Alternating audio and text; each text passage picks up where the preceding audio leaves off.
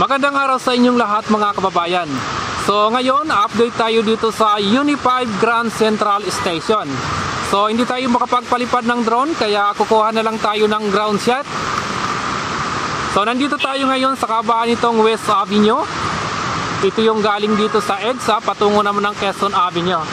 So dito mga kababayan ay tuloy-tuloy na rin yung paglagay nila ng mga concrete girder doon sa dulo. And then naglalagay na rin sila ng mga rebar.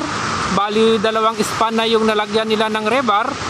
At yung mga concrete girder naman halos nangangalahati na sila dito sa West Avenue. So ito naman nasa harapan natin ay kasalukuyan naman na tinatanggal na nila yung mga forma na ginamit nila dito. So nandito tayo sa footbridge.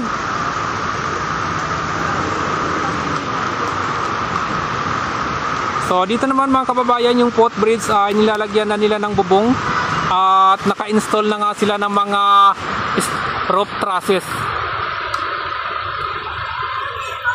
So ito yung footbridge mga kababayan. So titingnan natin sa dulo.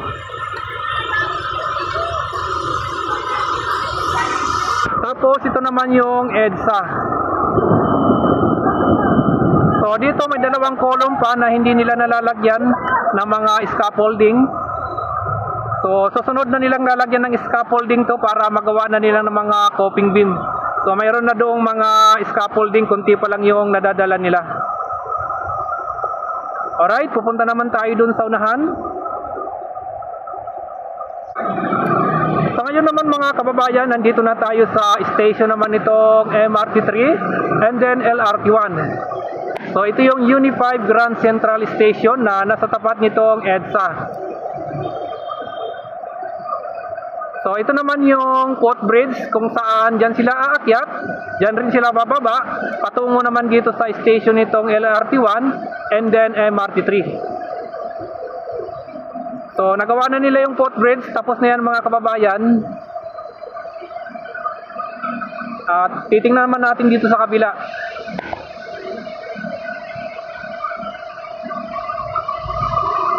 So ito na yung EDSA mga kababayan. Ayan yung MRT3. Tapos ito naman yung column na lalagyan na nila ng forma para magawa na rin yung coping beam. So ito yung EDSA mga kababayan. Nandun sa kabila yung SM City North EDSA. So pupunta naman natin sa kabilang dulo. So ngayon naman mga kababayan, nandito tayo sa tapat nitong North Avenue. Pero nakaharap pa rin tayo dito sa EDSA. So dito naman mga kababayan, makikita naman natin itong LRT1. Yan yung LRT1. At yung nasa kabila, yun naman yung MRT3. So nandito pa rin yung track crane, kung hindi tayo nagkakamali. Yan yung mga ginagamit sa pagbaba nitong mga scaffolding dito sa nagawa na, natapos na nilang mga column. So titingnan natin yung Uni5 Grand Central Station. So nandito pa rin tayo sa footbridge. At dito nalagyan na rin nila ng mga rope trusses. Yun yung Uni5 Grand Central. Tapos yung kalsada naman dyan sa baba, yan naman yung EDSA. So titingnan natin itong North Avenue. So nandito na tayo ngayon sa tapat naman itong North Avenue. Sisilipin naman natin. At dito nga mga kabayan ay makikita naman natin yung mga tinanggal na nilang mga scaffolding. Ito yung galing doon sa natapos na nilang coping beam. Yan yung malapit sa station nitong MRT7 sa kabaan nitong North Avenue.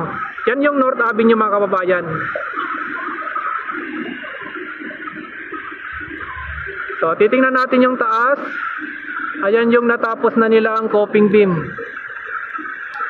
Napakataas niyan mga kababayan kung nandito kayo.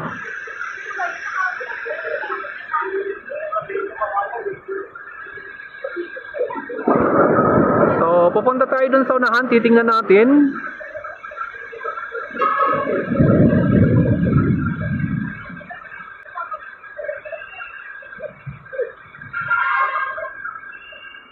So ngayon mga kababayan, nandito na tayo sa tapat nitong MRT-7 North Avenue Station. So nandoon sa unahan yung North Avenue Station. Nasa kaliwa naman natin yung SM City North EDSA. Tapos nandoon naman sa kabila yung Trinoma Mall.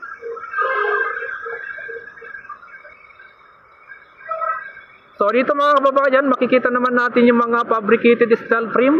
Nag-umpisa na sila mag-install.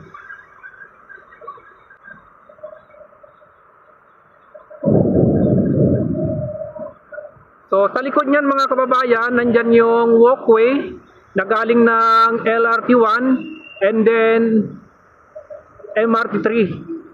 Dadaan sa harapan ng Trinoma and then kukonek naman dyan sa station itong MRT7. So hindi natin makikita ngayon dahil hindi tayo makakapagpalipad ng drone shot. Bali ground shot lang muna tayo dahil tuloy-tuloy yung buhos ng ulan kanina pang umaga.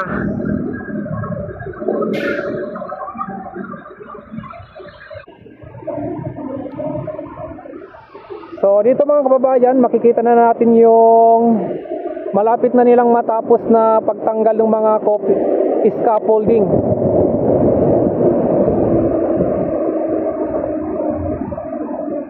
Titingnan naman natin tong nasa malapit nitong SM City.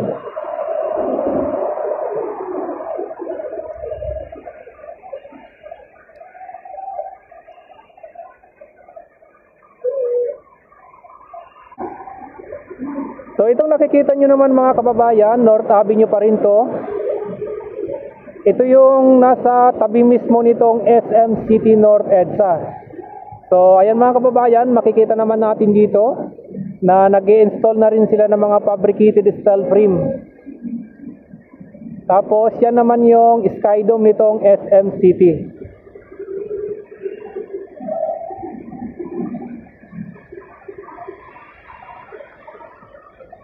So, titingnan uli natin itong footbridge. So, nasa tapat tayo nitong footbridge.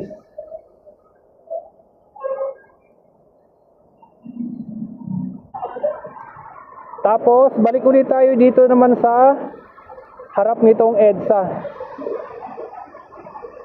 So, medyo nagpapag yung ating camera dahil malakas pa rin yung ulan hanggang sa ngayon.